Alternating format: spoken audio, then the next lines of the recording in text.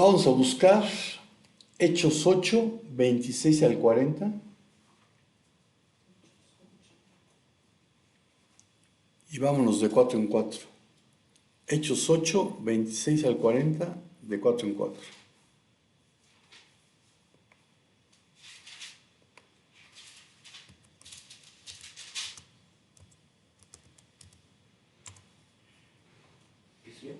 ¿Empiezas? De 4 en 4, ¿verdad? Un ángel del Señor le dijo a Felipe: levántate y ve hacia el sur, al camino que desciende de Jerusalén a Gaza. Este es un camino desierto.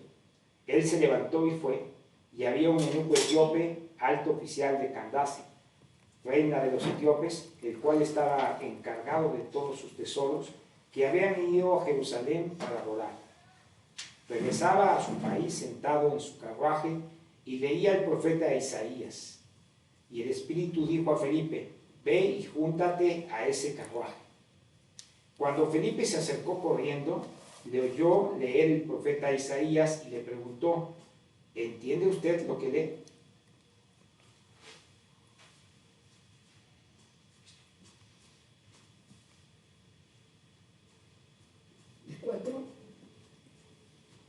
El eunuco le respondió: ¿cómo podré a menos que alguien me guíe? Él invitó a Felipe que subiera y se sentara con él. El pasaje de la escritura que estaba leyendo era este: como oveja fue llevado al matadero y como cordero mudo delante del que lo trasquila, no abre él su boca. En su humillación no se le hizo justicia. ¿Quién contará su generación? Porque su vida es quitada de la tierra. El eunuco le dijo a Felipe: le ruego que me digan, ¿de quién dice esto el profeta? ¿De sí mismo o de algún otro? Amén. Entonces Felipe, comenzando con este pasaje de la Escritura, le anunció el Evangelio de Jesús. Yendo por el camino, llegaron a un lugar donde había agua, y el eunuco dijo: allí hay agua, ¿qué impide que yo sea bautizado? Y Felipe le dijo: si usted cree con todo su corazón, puede. Creo que Jesucristo es el Hijo de Dios, respondió el eunuco. Y mandó parar el carruaje, ambos descendieron al agua, y Felipe lo bautizó. Cuando subieron del agua, el Espíritu del Señor arrebató a Felipe, y el eunuco no le vio más, y siguió gozoso su camino. Pero Felipe se encontró a Azoto, y pasando anunciaba el Evangelio en todas las ciudades hasta que llegó a Cesarea. Amén. Y el mensaje se titula: ¿cómo sabes que eres salvo?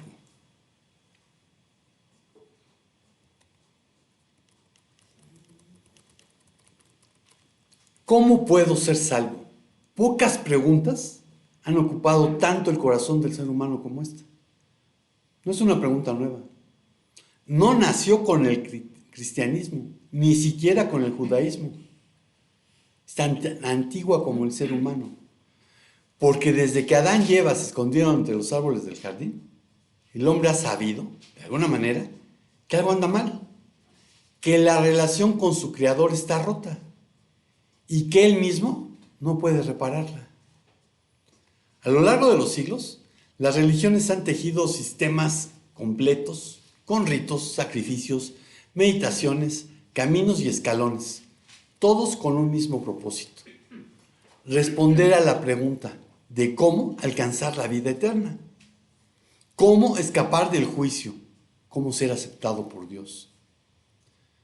Religión, la palabra proviene del latín religio, religionis, que es un término generalmente asociado a religare, que viene de re, intensidad, ligare, atar, vincular, que significa entonces volver a atar o vincular al ser humano con la divinidad. Ante esa necesidad profunda, han surgido respuestas de todo tipo a lo que significa ser salvo. Yo quiero detenerme en lo que piensan algunas tradiciones, para ver qué es lo que está enseñando el mundo. Porque corremos el riesgo de tragarnos cualquier cosa Si es que suena religiosa. Y la verdad es que lo religioso no siempre es verdadero. De hecho, la mayoría de las veces, lo religioso es exactamente lo contrario. Por ejemplo, para un musulmán que sea fiel, la salvación depende de la misericordia de Alá. Sí, pero también de las obras, porque hay que cumplir con los 5 pilares. La declaración de fe, la oración 5 veces al día, el ayuno en Ramadán, la limosna obligatoria y, quien pueda, la peregrinación a la Meca. Al final, Alá pesará las buenas y las malas acciones. Si las buenas pesan más, se obtiene el paraíso. Si las malas, el infierno. No hay seguridad, todo depende de ti. En el hinduismo, la salvación se llama moksha, la liberación del ciclo interminable de reencarnaciones. Se puede obtener de distintas maneras: por el camino del conocimiento, por la devoción a los dioses, que tienen como 3 millones, o por las obras desinteresadas. Pero no es para cualquiera. Se necesitan miles, quizás millones de vidas acumulando buen karma, purificándose hasta que finalmente se logra fundirse con el Brahman, la realidad impersonal. No hay un Dios personal que te reciba, simplemente es un disolverse en la niebla. El budismo, por su parte, no habla de salvación en términos de un Dios que salva. Habla del cese del sufrimiento, el nirvana, al cual se llega mediante el noble camino óctuple. Visión correcta, intención correcta, palabra correcta, acción correcta, modo de vida correcto, esfuerzo correcto, atención correcta y concentración correcta. Todo es un esfuerzo humano. No hay un salvador fuera de ti. Eres tú contra ti mismo, con la esperanza de apagar el fuego del deseo. Ahora, hay algunos grupos que, aunque usan la Biblia, mencionan a Jesús, cantan himnos y predican en sus lugares de reunión, tienen una idea de salvación radicalmente distinta a la que enseña la palabra de Dios. Pretenden ser cristianos, pero no lo son. Tenemos a los testigos de Russell o de Jehová, que creen que solamente 144,000 ungidos van al cielo. El resto, si son fieles, vivirán después del Armagedón en una tierra convertida en paraíso. Para ser de los elegidos se requiere obedecer a la organización, predicar de casa en casa, asistir a sus reuniones y esperar que al final Jehová les considere dignos. Los mormones, la Iglesia de Jesucristo de los Santos de los Últimos Días, tienen un sistema aún más elaborado. Para ellos hay 3 grados de gloria: celestial, terrestre y telestial. La mayoría irá a uno de ellos, pero la plenitud, la exaltación, la vida eterna como dioses en su propio planeta, eso solo se alcanza siendo un miembro fiel, dando el diezmo, y vaya que eso sí diezman, cumpliendo con sus ordenanzas, bautizándose por los muertos y viviendo según las reglas del profeta actual. Jesús para ellos no es el Dios eterno, sino un espíritu criado, hermano de Lucifer en el consejo preterrenal. Creen en Él, pero no como el único y suficiente Salvador, por lo que añaden obras, ordenanzas y jerarquías. Y podríamos pensar en los judíos. Bueno, en el judaísmo rabínico actual no tienen un concepto claro de salvación individual. Ellos esperan la venida del Mesías, la resurrección de los justos y un mundo venidero. Para lo que hay que cumplir los mandamientos de la Torá, arrepintiéndose en Yom Kippur y haciendo justicia. Pero no hay un sacrificio que quite los pecados de una vez y para siempre. Para ellos el Mesías aún no ha venido y lo siguen esperando. Y si hablamos del cristianismo histórico, vamos a encontrar que hay diferencias abismales. Los católicos romanos enseñan que la salvación comienza en el bautismo, que borra el pecado original. Pero no termina allí. Se necesita de los sacramentos, de la confesión con un sacerdote, hacer buenas obras y acumular méritos.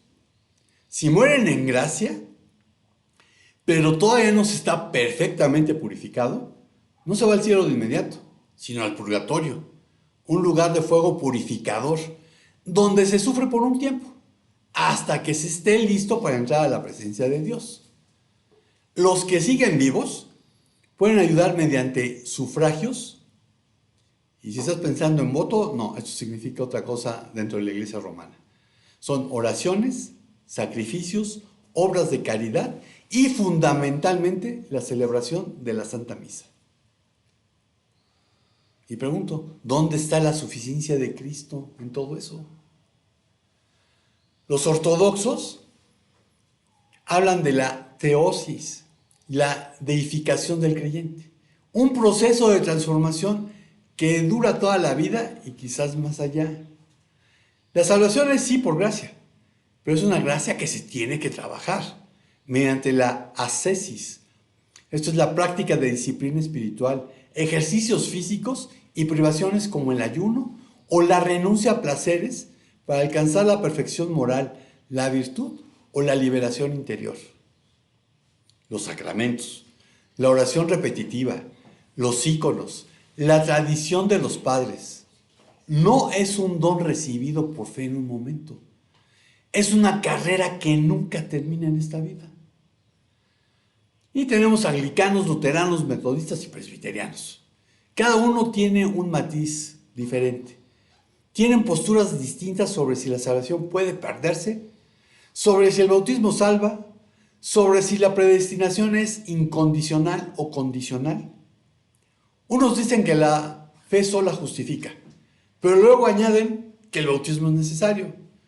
Otros dicen que la gracia es irrevocable, pero luego enseñan que puedes caer de ella. Los pentecostales, por su parte, aunque en su mayoría se consideran evangélicos, a menudo enseñan que la seguridad de la salvación puede perderse si se abandona la fe. Algunos grupos añaden que sin hablar en lenguas no hay evidencia del bautismo del Espíritu. Y sin esa evidencia, la salvación está en duda. No es Cristo quien te guarda. Es cada uno quien debe mantenerse firme. ¿Y qué pasa con nosotros los bautistas? Algunos dirán, nosotros sí creemos en la salvación por gracia mediante la fe. Y eso es cierto. Pero si hemos de ser honestos, hay quienes han añadido requisitos y los que enseñan que el bautismo en agua es necesario para salvarse. También los hay que confunden la santificación con la justificación y viven atormentados sin seguridad, pensando que Dios los va a desechar por un mal pensamiento o por un pecado que no confesaron a tiempo. Por eso necesitamos ir a la palabra de Dios como los bereanos. Vean Hechos 17:11.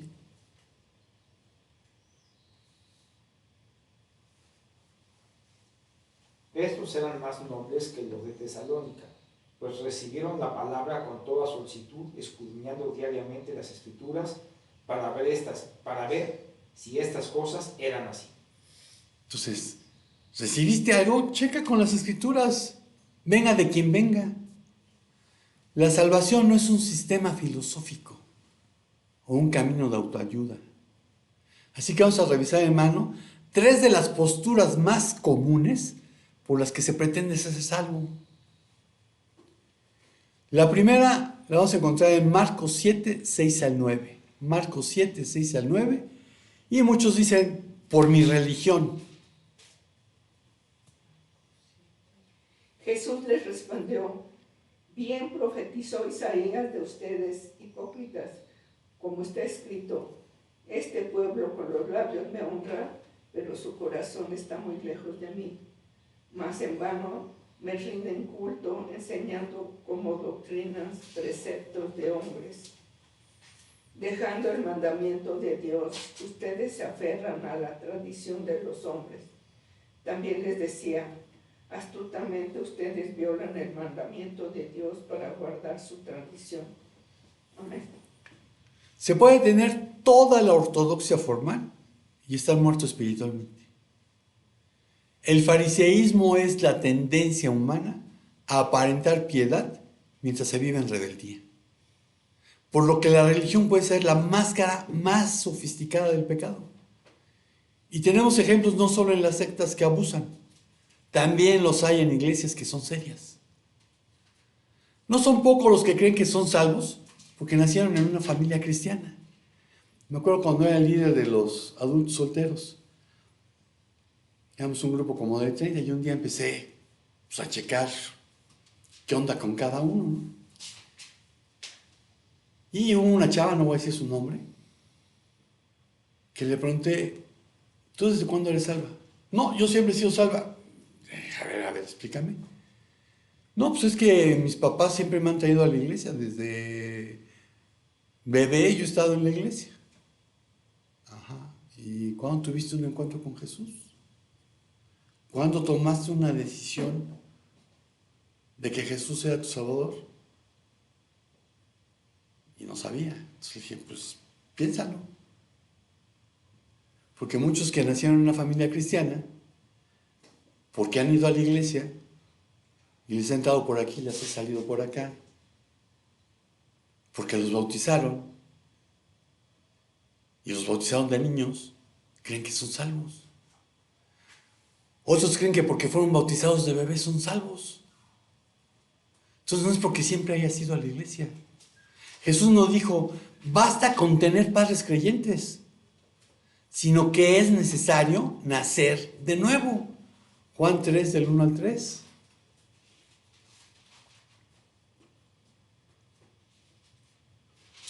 Había un hombre de los fariseos llamado Nicodemo, proveniente entre los judíos.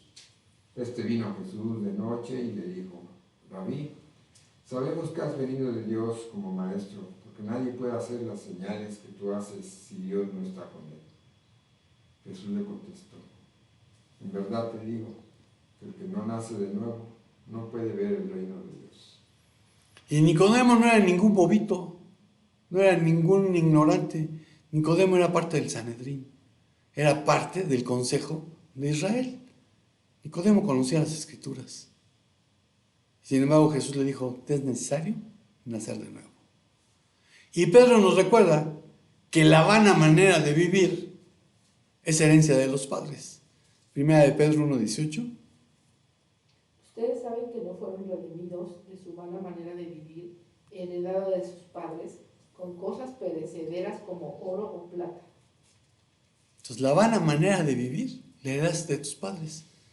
No es que es la religión de mis padres y no la voy a dejar. Bueno, pero dice que la vana manera de vivir la heredaste de tus padres. Y muchas de las cosas que heredaste de tus padres no fue lo que ellos te dijeron, fue lo que viste que hicieron. Si tus padres leían, tú lees. Si tus padres oraban, tú vas a orar. Si tus padres tienen una relación con Dios, tú vas a llegar a tenerla. Pero si tus padres no tienen todo eso, pues tú vas a seguir con tu vana manera de vivir. La religión se convierte en un problema cuando obedecemos al hombre antes que a Dios. Hechos 5:29. Pero Pedro y los apóstoles respondieron, debemos obedecer a Dios en vez de obedecer a los hombres. Amén. Y esta respuesta fue porque les dijimos que no estuvieran predicado en ese nombre. Hay que obedecer primero a Dios antes que a los hombres. El problema, además de la doctrina equivocada, es el corazón que se aleja de Dios. Y aquí estoy hablando que se aleja. Hay algunos que ni siquiera han estado cerca nunca. Entonces, el corazón se aleja de Dios mientras los labios pretenden honrarlo. La religión sin relación es un cadáver bien vestido. Jesús no condenaba la tradición en sí misma, sino que la tradición anulaba el mandamiento de Dios. Por lo que hoy, en lugar de preguntarte, ¿qué enseña mi iglesia?, debieses preguntarte, ¿qué dicen las Escrituras? Jesús vivió cumpliendo con lo que Dios había ordenado a Israel. como un buen judío del primer siglo. El judaísmo de hoy en día tiene muchas más tradiciones y mandamientos de hombres que el del tiempo de Jesús. Pero Jesús no vino para que tuviésemos una religión, sino a darnos la oportunidad de restaurar nuestra relación con Dios, que el ser humano despreció en el jardín del Edén cuando desobedeció a su creador. Una religión no te puede salvar. Otra respuesta típica que la gente da para decir que es salvo: por mis obras. Efesios 2, 8 al 9.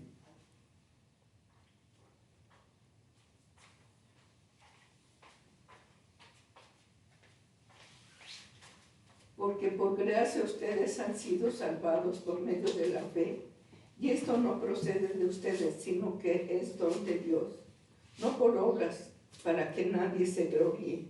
Amén. No por obras para que nadie se gloríe. Si estás tratando de ganarte el cielo con tus esfuerzos, ya lo perdiste.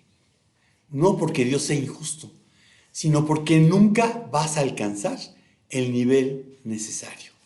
Romanos 3, 20 al 26.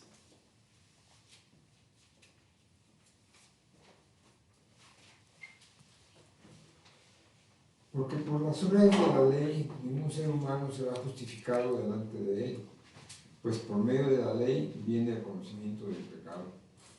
Pero ahora, aparte de la ley, la justicia de Dios ha sido manifestada, confirmada por la ley y los profetas.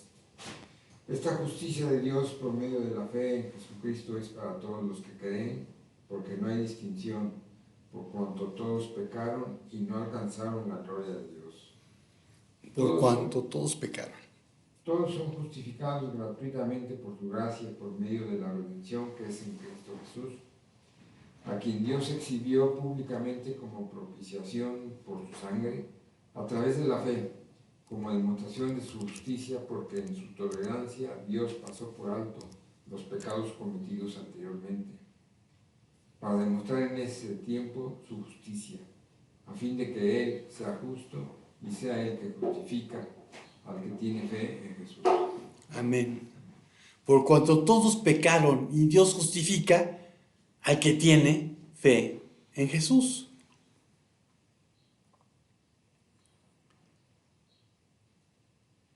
Pablo fue enfático. La salvación es un regalo. Y un regalo no se paga. No se merece. No se trabaja por él. Se recibe con gratitud. Las obras pueden ser externamente impecables, pero completamente inútiles para la salvación, porque nacen de una motivación equivocada. Pensar que se puede ser lo suficientemente bueno, menospreciando el sacrificio de Jesús en la cruz.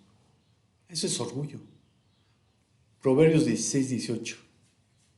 Delante de la destrucción va el orgullo, y delante de la caída la arrogancia del espíritu. Amén. Las buenas obras son el fruto, no la raíz. La raíz es la fe. Pretender ser salvo por obras es, como se dice comúnmente, poner el carro delante del caballo. Las obras vienen después de la salvación, no para la salvación. Efesios 2:10.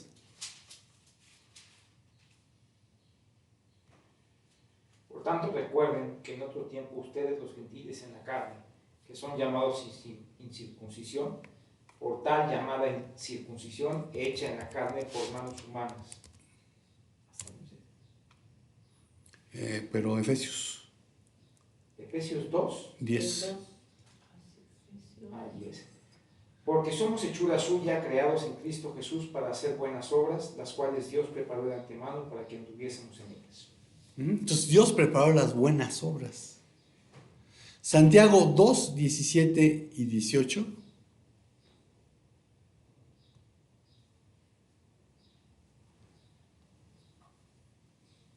Así también la fe por sí misma, si no tiene obras, está muerta. Pero alguien dirá, tú tienes fe y yo tengo obras.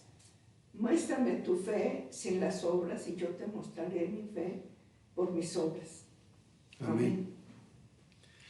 Si Dios pusiera en una balanza tus pecados y tus obras, como creen los musulmanes que hace su deidad, ¿cuál lado crees que pesaría más?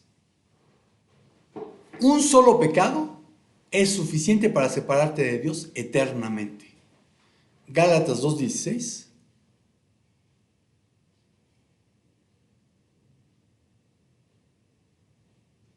Sin embargo, sabiendo que el hombre no es justificado por las obras de la ley, sino mediante la fe en Cristo Jesús, también nosotros hemos creído en Cristo Jesús para que seamos justificados por la fe en Cristo y no por las obras de la ley, puesto que por las obras de la ley nadie será justificado. Gálatas 3:10 y 11. Porque todos los que son de las obras de la ley están bajo maldición, pues escrito está: maldito todo el que no permanece en todas las cosas escritas en el libro de la ley para hacerlas. Y que nadie es justificado ante Dios por la ley es evidente, porque el justo vivirá por la fe. Basta con que violes un punto de la ley. Gálatas 5 del 1 al 4. Para libertad fue que Cristo nos hizo libres, por tanto permanezcan firmes y no se sometan otra vez al yugo de la esclavitud. Miren, yo Pablo les digo que si se dejan circuncidar, Cristo de nada les aprovecha. Otra vez testifico a todo hombre que se circuncida que está obligado a cumplir toda la ley. De Cristo se han separado ustedes que procuran ser justificados por la ley, de la gracia han caído. Y de ese de la gracia han caído es donde algunos dicen que la salvación se puede perder. Pero el punto no es que la puedas perder.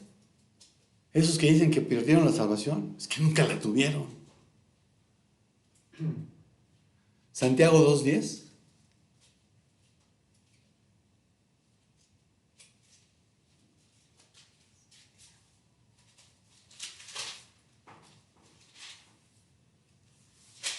Porque cualquiera que guarda toda la ley, pero falla en un punto, se ha hecho culpable de todos.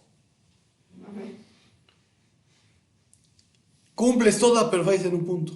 Eres culpable de todos. La salvación no puede ser por obras. En Romanos 3:23 dice: por cuanto todos han pecado y se encuentran privados de la gloria de Dios. Porque heredaste de Adán la tendencia a pecar.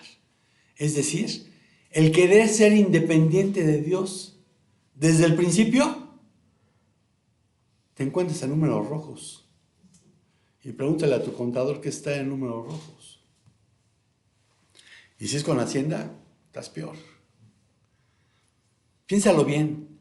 Si la salvación se obtuviese por buenas obras, Pablo Escobar, el Chapo Guzmán y otros capos, mediante la filantropía construyeron una imagen de Robin Hood. Sus acciones les granjearon el apoyo entre la población local, que los veía como benefactores, más que como criminales. Una estrategia útil para ganarse la lealtad de comunidades marginadas y blindarse ante la persecución estatal ejercida, pero inútil ante el juicio soberano de Dios. Cuando el pecado se disfraza de virtud, se corre el riesgo enorme de llegarse a creer digno del elogio de Dios. Es absurdo pensar que se puede contribuir a la propia salvación, porque Dios ha dispuesto un solo medio. Hechos 4 del 11 al 12.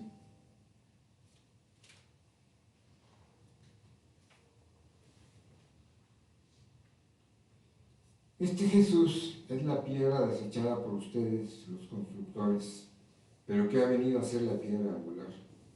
En ningún otro hay salvación, porque no hay otro nombre bajo el cielo dado a los hombres en el cual podamos ser salvos. No hay ningún otro nombre, solamente en el nombre de Jesús. Y si quieres llamarlo Yeshua, llámalo Yeshua, o Isa, o Jesús. Primera de Timoteo 1:15. Palabra fiel y digna de ser aceptada por todos. Cristo Jesús vino al mundo para salvar a los pecadores, entre los cuales yo soy el primero. Sin embargo, por esto hallé misericordia para que en mí, como el primero, Jesucristo demostrara toda su paciencia, como un ejemplo para los que habrían de creer en él para vida eterna. 1 Timoteo 2:5. También el que compite como atleta no gana el premio si no compite de acuerdo con las reglas.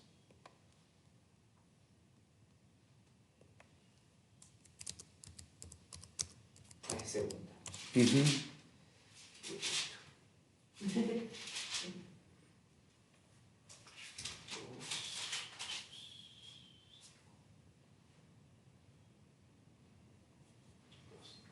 Porque hay un solo Dios también, un solo mediador entre Dios y los hombres, Cristo Jesús, hombre. Así que quítate de cuentos de, le voy a pedir a los santos, le voy a pedir a la Virgen que es corredentora. Hay un solo mediador y es Jesucristo. Tito 3, 5 al 7.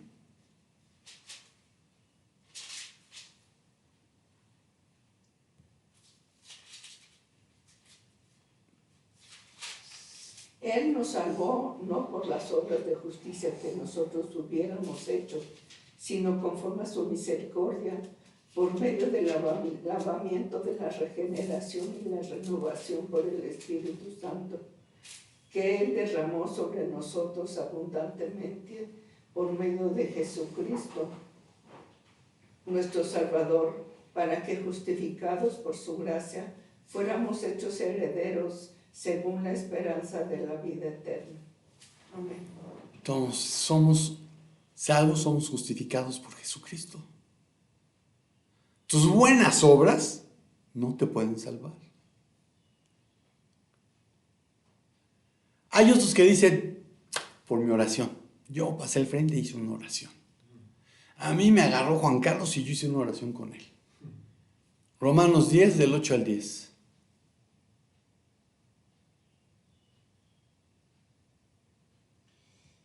Pero ¿qué dice? Cerca de ti está la palabra en tu boca y en tu corazón. Es decir, la palabra de fe que predicamos. Que si confiesas con tu boca a Jesús por Señor y crees en tu corazón que Dios lo resucitó de entre los muertos, serás salvo. Porque con el corazón se cree para justicia y con la boca se confiesa para salvación. Amén. Entonces hay quienes piensan que son salvos, dado que hicieron la oración que se ha dado en llamar del pecador, y cubrieron todos los elementos clave. Reconocimiento, aceptar ser pecador y estar separado de Dios. Arrepentimiento, un deseo sincero de apartarse del pecado. Fe, creer que Jesús murió por los pecados y resucitó. Entrega, confiar en Jesús como Señor y Salvador personal. Y sí, puedo tocar todos estos puntos en una oración. Pero Pablo une inseparablemente la confesión oral con la fe interna. Si confiesas con tu boca que Jesús es el Señor, bueno, eso lo puede oír quien estuvo presente. Pero además Pablo añade, y crees en tu corazón que Dios lo levantó de los muertos. El único que puede ver el corazón es Cristo, es Dios. Entonces serás salvo. La llamada oración del pecador no es una fórmula mágica. No es repetir palabras como podríamos también citar el confiteor o yo confieso de la tradición romana. Se trata que lo que está en el corazón salga por los labios. Algunos equivocadamente creen que la repetición de ciertas oraciones, el Padre Nuestro, el Rosario, las letanías, acumulan méritos delante de Dios. Pero Jesús advirtió contra las vanas repeticiones. Mateo 6:7. Y al orar, no usen ustedes repeticiones sin sentido, como los gentiles, porque ellos se imaginan que serán oídos por su palabrería. Amén. Y puedes orar el Padre Nuestro, sí, pero el Padre Nuestro es una oración modelo. No es un amuleto. Es una oración que nos da una guía para cómo dirigirnos a Dios. No es la cantidad de palabras ni la frecuencia.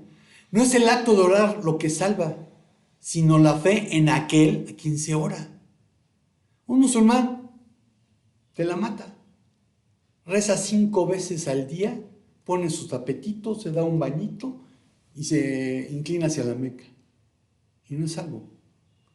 Un monje budista reza horas y horas y no es salvo.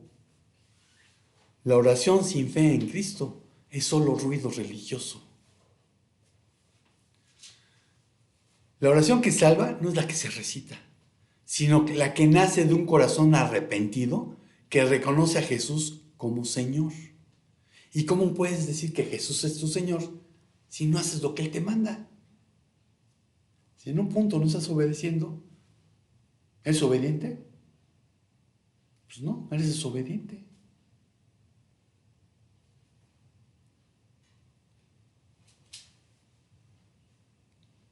Hay que tomar una decisión personal, hacerla en vida, aceptar el ofrecimiento a ser salvo por la muerte vicaria de Jesús en la cruz. Si es una decisión personal, ¿de qué sirve orar por alguien que ya ha muerto? La Biblia no enseña un estado intermedio de purificación donde los vivos pueden ayudar a los muertos. La parábola del rico y Lázaro, vean Lucas 16, 19 al 31.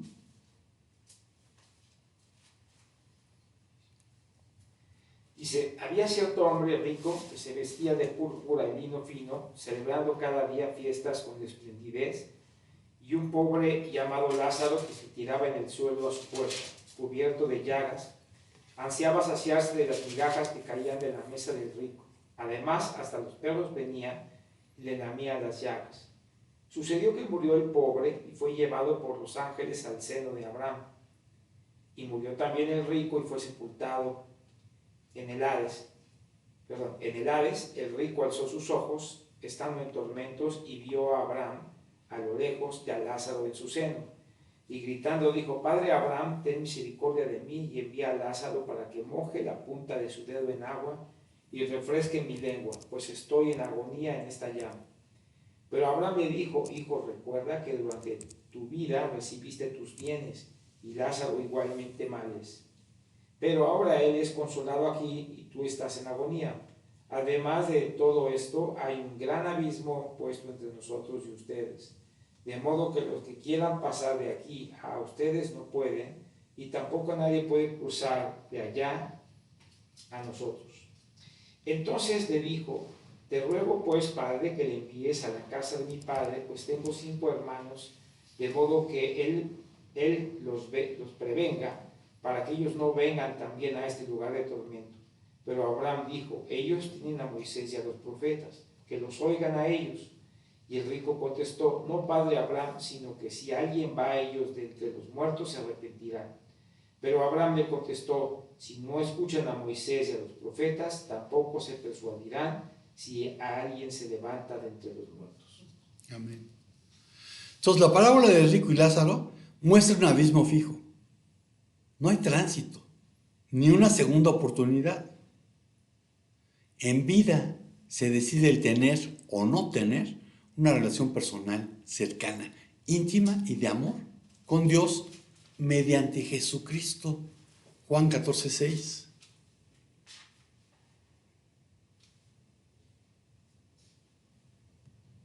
Jesús le dijo, yo soy el camino, la verdad y la vida. Nadie viene al Padre sino por mí. Amén. Yo soy el camino y la verdad y la vida. No soy uno de los caminos, no, yo soy el camino. Nada del camino autóctono, solamente hay un camino. No es por una oración que te puedes salvar. La conclusión, ¿cómo sabes que eres salvo? Por su muerte. Isaías 53, 1 al 12.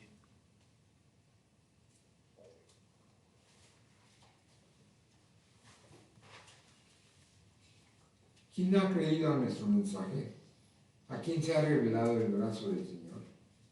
Creció delante de él como renuevo tierno, como raíz de tierra seca. No tiene aspecto hermoso ni majestad para que lo miremos, ni apariencia para que lo deseemos. Fue despreciado y desechado de los hombres, varón de dolores y experimentado en aflicción, y como uno de quien los hombres esconden el rostro, fue despreciado y no le estimamos. Ciertamente Él llevó nuestras enfermedades y cargó con nuestros dolores. Con todo, nosotros lo tuvimos por azotado, por herido de Dios y afligido. Pero Él fue herido por nuestras transgresiones, molido por nuestras iniquidades.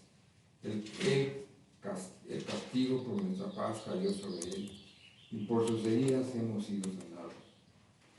Todos nosotros nos descarriamos como ovejas, nos apartamos cada cual por su camino, pero el Señor hizo que cayera sobre Él la iniquidad de todos nosotros. Fue oprimido y afligido, pero no abrió su boca, como cordero que es llevado al matadero, y como oveja que ante sus asquiladores permanece muda, Él no abrió su boca. Por opresión y juicio fue quitado, y en cuanto a su generación, ¿quién tuvo en cuenta que Él fuera cortado de la tierra de los vivientes por la transgresión de mi pueblo a quien correspondía la herida? Se dispuso con los impíos su sepultura, pero con el rico fue en su muerte. Aunque no había hecho violencia, no había engaño en su boca. Pero quiso el Señor quebrantarlo, sometiéndolo a padecimiento, cuando Él se entregue a sí mismo como ofrendas de expiación. Verá a su descendencia, prolongará sus días, y la voluntad del Señor en su mano prosperará. Debido a la angustia de su alma, Él lo verá y quedará satisfecho. Por su conocimiento, el justo, mi siervo, justificará a muchos, y cargará las iniquidades de ellos. Por tanto, yo le daré parte con los grandes, y con los fuertes repartirá de los pocos, porque derramó su alma hasta la muerte, y con los transgresores fue contado, llevó el pecado de muchos, e intercedió por los transgresores. Amén. Isaías 53 es el corazón del Evangelio en el Antiguo Testamento. No es solo una profecía, es una radiografía del corazón humano y al mismo tiempo la respuesta definitiva de Dios. Mas Él herido fue por nuestras rebeliones, molido por nuestros pecados. No hay ambigüedad. La culpa es nuestra. El castigo fue sobre Él. Y ahí radica la diferencia con cualquier otra respuesta a cómo sabes que eres salvo. Es por su muerte. Porque cualquier religión te dice, haz. Las obras te dicen, esfuérzate. Y una oración malentendida dice, repite, repite, repite. Pero el Evangelio dice, Cristo ya lo hizo. La salvación no se construye, no se acumula, no se negocia, solamente se recibe. Ya que no es un proceso humano que asciende hacia Dios, sino la obra divina que descendió hasta nosotros. Juan 1:14. El Verbo se hizo carne y habitó entre nosotros, y vivimos su gloria, gloria como del unigénito del Padre, lleno de gracia y de verdad. Primera Timoteo 3:16. E indiscutiblemente grande es el ministerio de la piedad. Él fue manifestado en la carne, vindicado en el Espíritu, contemplado por los ángeles, proclamado entre las naciones, creído en el mundo, recibido arriba en gloria. Amén. Dios no te mejora para aceptarte. Él te justifica en Cristo para transformarte.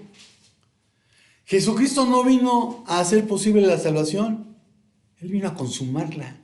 Juan 19:30.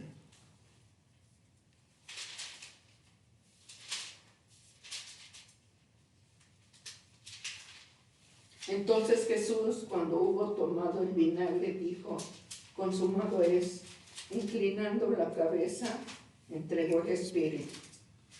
Amén. Cuando Jesús dijo, tetelestai, consumado es, no estaba diciendo, ya hice mi parte, ahora te toca la tuya.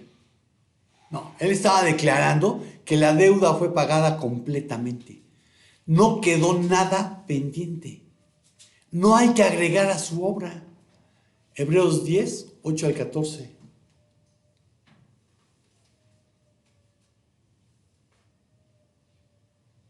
Habiendo dicho anteriormente, sacrificios y ofrendas y holocaustos y sacrificios por el pecado no has querido ni en ellos. Tú te has complacido, los cuales se ofrecen según la ley. Entonces dijo: He aquí, yo he venido para hacer tu voluntad. Él quita lo primero para establecer lo segundo. Por esa voluntad hemos sido santificados mediante la ofrenda del cuerpo de Jesucristo, ofrecido una vez para siempre.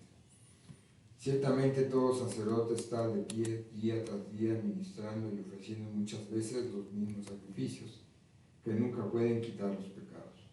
Pero Cristo, habiendo ofrecido un solo sacrificio por los pecados para siempre, se sentó a la derecha de Dios, esperando de ahí en adelante hasta que sus enemigos sean puestos por estrado de sus pies. Porque por una ofrenda Él ha hecho perfectos para siempre a los que son santificados. Por un solo sacrificio. No hay que volver a sacrificar a Cristo, no hay que ofrecer misa. Por eso, si tu esperanza está en tu religión, llámese como se llame, estás confiando en algo que no puede salvarte. Si está en tus obras, estás intentando pagar una deuda impagable. Romanos 6:23. Porque la paga del pecado es muerte, pero la dádiva de Dios es vida eterna en Cristo Jesús, Señor nuestro. Y Pablo ya había dicho: por cuanto todos pecaron.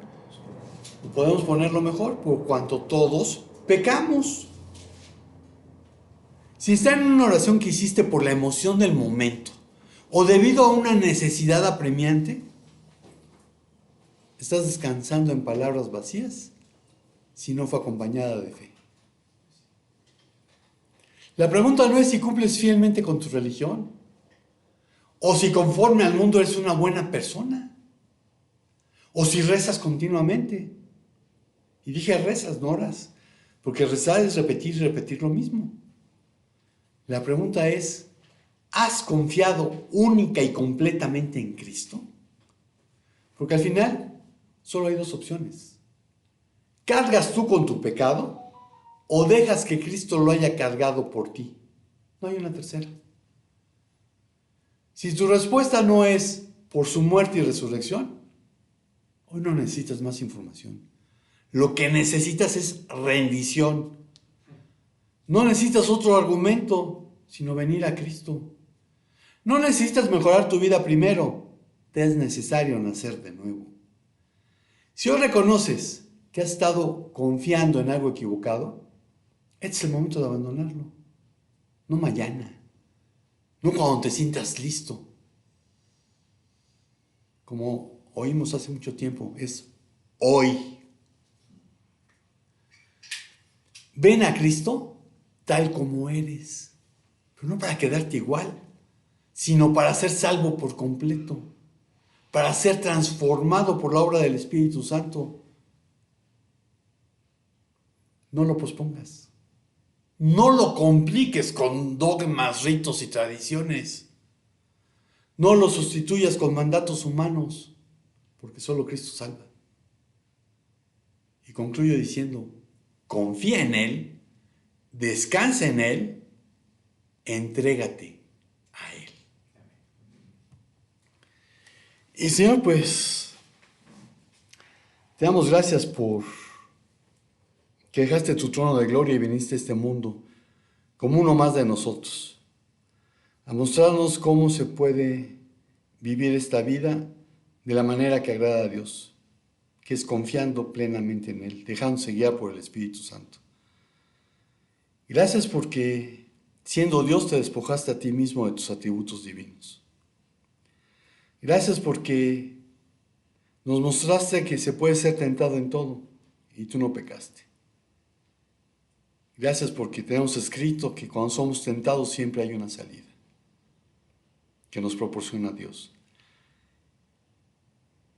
Y para todos aquellos que aún siguen confiando en su religión, en sus buenas obras, en una oración que se pudo oír muy bonita, pero que si no tenía fe estaba vacía, pedirte que hoy puedan tener un encuentro personal con Cristo, en el cual lo reconozcan como su único y suficiente Salvador personal, pero también que llegue a ser el Señor de sus vidas. Gracias, en el nombre de Jesús. Amén.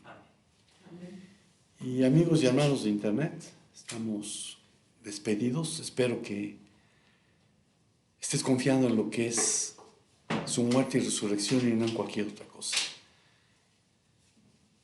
Y si el Señor no dice otra cosa, pues nos vemos por aquí el próximo domingo. Shalom, shalom. Estamos despedidos.